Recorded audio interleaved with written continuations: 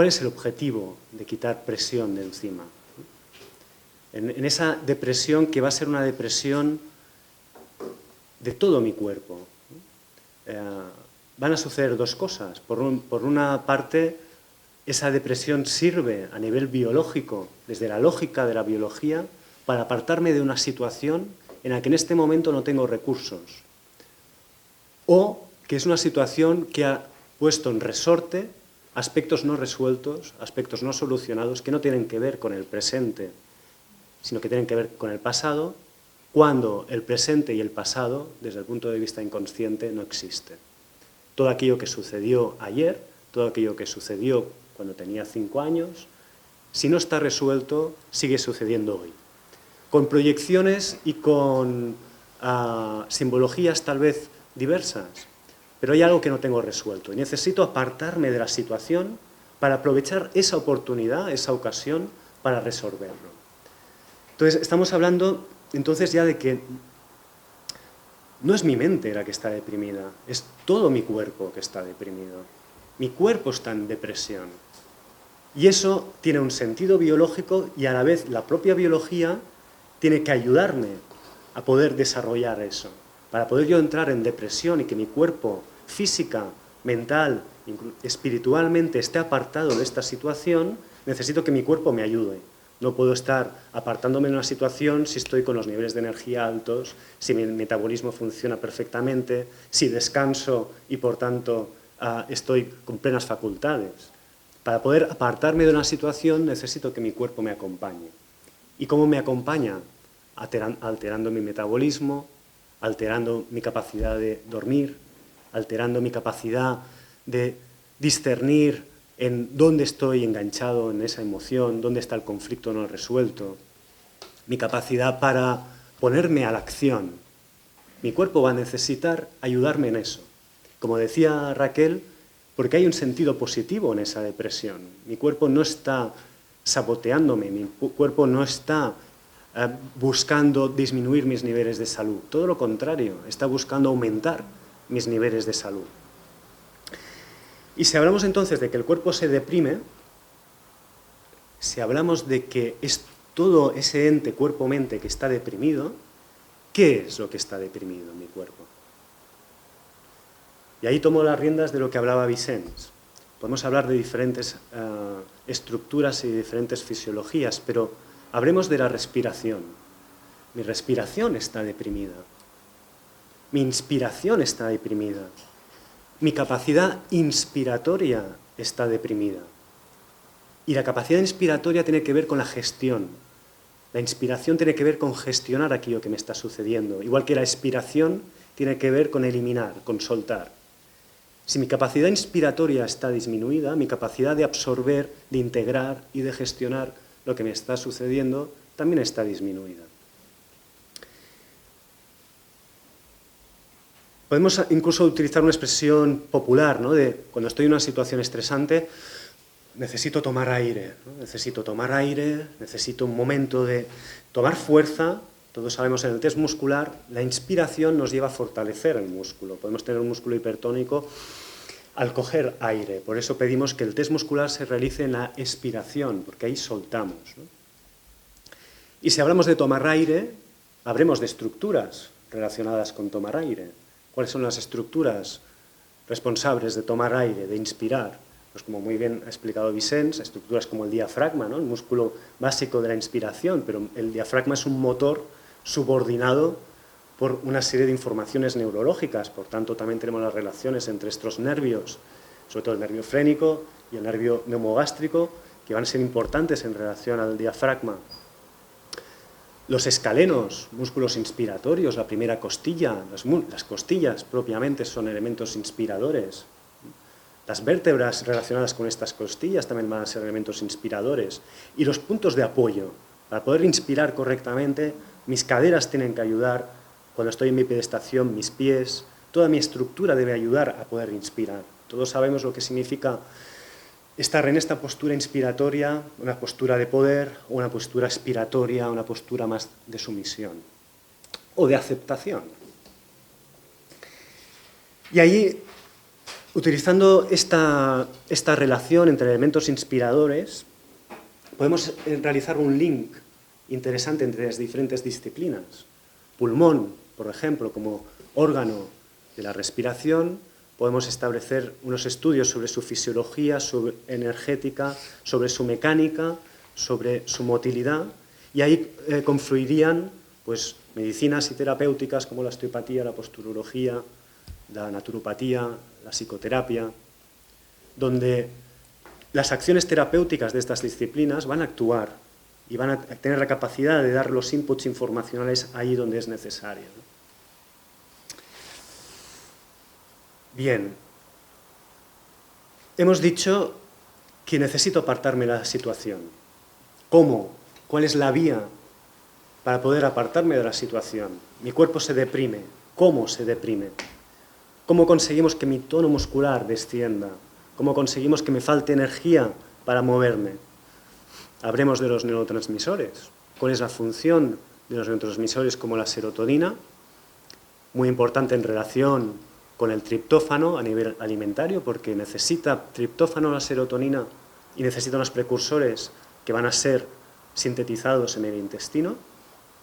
Pero hablemos de la dopamina, el principal neurotransmisor de la acción. Para poder yo estar en una acción y una cadena que esté equilibrada en la anterioridad y en la posterioridad, necesito que los niveles de dopamina sean correctos. O la acetilcolina, que es un neurotransmisor que tiene que ver con ser capaz de concentrarme, uno de los signos que ha expresado Raquel. Ser capaz de integrar la información, de guardar la información, de retener aquello que estoy aprendiendo. Hablemos solo de la serotonina. La serotonina es básica para el tono muscular, sobre todo de las fibras lisas. El sistema digestivo está altamente enriquecido de fibras lisas y es uno de los órganos que más disfuncionales están en un estado depresivo. Hablemos de la depresión, hablemos del neurotransmisor serotonina como un regulador de los ciclos circadianos. Hablemos del neurotransmisor serotonina como el neurotransmisor más importante en relación a la felicidad, al estado de bienestar y de felicidad. Pero si estos neurotransmisores tienen que ver con el tono muscular, van a ser las modulaciones en estos neurotransmisores los responsables de que mi tono baje. Este tono muscular tiene que descender para yo pasar de este estado a este estado. Mi tono muscular tiene que disminuir para poder estar con un nivel energético más bajo. Y si tenemos una depresión del tono y la postura corporal se deprime, ¿qué estructuras también van a deprimirse? En esta posición, mi capacidad de inspiración es mucho menor. Mi capacidad de mover el diafragma es mucho menor. Si mi capacidad inspiratoria se disminuye por una necesidad biológica de acompañarme en ese estado de supervivencia en este momento, que es necesito apartarme de la situación, si toda mi caja torácica, mi cadena visceral, que es la cadena anterior, que es una cadena lingual, una cadena inspiratoria, una cadena relacionada con las vísceras, está cerrada, mi órgano pulmón, que es uno de los órganos, no es el único relacionado con la depresión y con la tristeza, pero es uno de los órganos y sobre todo uno de los principales desde el aspecto kinesiológico, también ve restringida su movilidad. Y es que el órgano también tiene que moverse.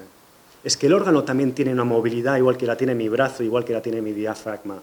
El pulmón se adapta a los movimientos inspiratorios, por movimientos del sistema neurovegetativo.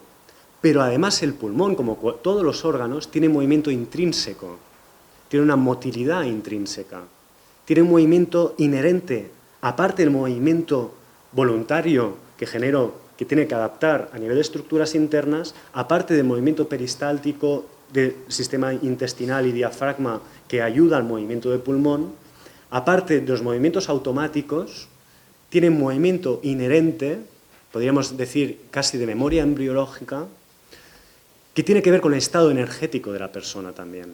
Cuando en medicina china se habla de fisiología, muchas veces se utilizan metáforas, pero la fisiología es una. Podemos interpretarla de diferentes maneras, pero nuestra fisiología es una. La interpretación puede ser más acertada o menos acertada, pero mi fisiología no puede ser de una manera cuando me ve un terapeuta de medicina china y no puede ser de otra cuando me ve un médico alopático. Mi fisiología es la misma, la interpretación es lo que cambia. Entonces, esa movilidad que está restringida por esta falta de movilidad de estas estructuras inspiratorias que a la vez tiene un sentido biológico y viene apoyado por unos neuropéptidos y unos neurotransmisores, vamos a establecer unas relaciones. Este pulmón pierde restricción en la movilidad y este pulmón es un elemento que está comunicado con estructuras, está comunicado con ligamentos que se anclan en estructuras como las cervicales, como la primera costilla, que tienen fascias que comunican con la clavícula, con toda la entrada torácica. El pulmón está relacionado a su vez con el diafragma. Y muy importante, el pulmón está relacionado con el plexo braquial. Y el plexo braquial es importantísimo para regular ciertos niveles, como ahora os explicaré. Me gustaría enseñaros el recorrido del meridiano del pulmón. Gracias. Todos conocéis el recorrido del meridiano del pulmón. Es un recorrido que va por la cara interna, por la cara anterior del brazo, empieza en el dedo gordo de la mano, va por la cara, en esta posición anatómica, en la cara interna de la mano, sube por el antebrazo, hace este recorrido y el punto 1 del pulmón lo encontramos a nivel del pectoral, a nivel de la segunda costilla más o menos a nivel posicional. Y este recorrido de meridiano, si lo estudiamos desde el punto de vista fisiológico, ¿con qué lo relacionamos? Es el recorrido sensorial y motor del plexo braquial en sus raíces de C6 y C7. Comparte información neurológica con el nervio mediano y el nervio también radial superficial, pero sobre todo el nervio mediano, que forma parte de estructura cervical C5, C6 y C7. Los anclajes de pulmón, el engrosamiento de la fascia de pulmón, una serie de tejidos que se insertan en las cervicales, tienen una continuidad por todos los ligamentos fasciales que están en cervicales. De tal manera que si el pulmón pierde movilidad, genera retracciones, tira de estos ligamentos y puede irritar los nervios del plexo braquial. Y por tanto, encontramos muchas veces sintomatología en consulta de parestesias en brazos, de problemas de tendinitis, de alteraciones, por ejemplo, una tendinitis de Kerbein, que afecta claramente el meridiano de pulmón, donde lo que hay asociado de base es un estado o un conflicto emocional no resuelto, que nos ha llevado a este estado depresivo, donde la postura se ha adaptado a este estado depresivo, donde la movilidad de pulmón se ha restringido y donde ha habido una repercusión fisiológica con una irritación de un sistema nervioso. De tal manera que si tenemos una intención biológica para apartarme de esta situación, cuando ayudamos a la persona a que tenga los recursos necesarios para solventar, solucionar el conflicto no resuelto, el cuerpo deja de tener la necesidad de estar comprimido, estar en depresión. Y por tanto, desde la resolución emocional, efectivamente podemos también tener una resolución desde una sintomatología física. Otra cosa importante que ha comentado Vicens en relación a la epífisis. La correcta salud en los ciclos del sueño depende de estos neurotransmisores, depende del triptófano, de la serotonina y de la transformación en melatonina. Por tanto, depende del sistema digestivo, depende de muchos aspectos de nuestro sistema neurovegetativo, evidentemente, pero también depende de la información que llega a la epífisis, que es la que va a generar melatonina, a través de la retina. El impulso es a través de la retina, a través de la luz, eso es lo que regula nuestros ciclos circadianos. Y esta regulación que viene de la luz necesita enviar una información a través de la retina a unos centros que se llaman supraquiasmáticos, que a su vez van a dar información al ganglio cervical superior. Ganglio cervical superior. De tal manera que si tenemos una irritación de las cervicales que provocan una simpaticotonía, aunque sea local, esa simpaticotonía no nos permite entrar en vagotonía, que es lo necesario para pasar de la adrenalina que nos mantiene en estado de acción, a la melatonina, que es serotonina y melatonina, que es lo que nos induce a entrar en parasimpaticotonía. Y en la parasimpaticotonía, en la vagotonía, es cuando podemos descansar, es cuando podemos dormir. Así pues, podemos tener que esa fisiología alterada del pulmón irrita estas cervicales, que a su vez generan una irritación simpática, que a su vez impiden que la epífisis pueda hacer su trabajo.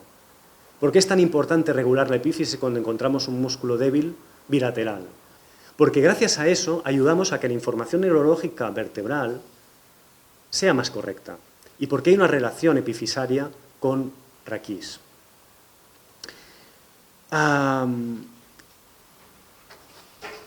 Y por último, ¿y qué músculos utilizamos para testar pulmón, por ejemplo, en kinesiología? ¿Por qué utilizamos el deltoides lateral?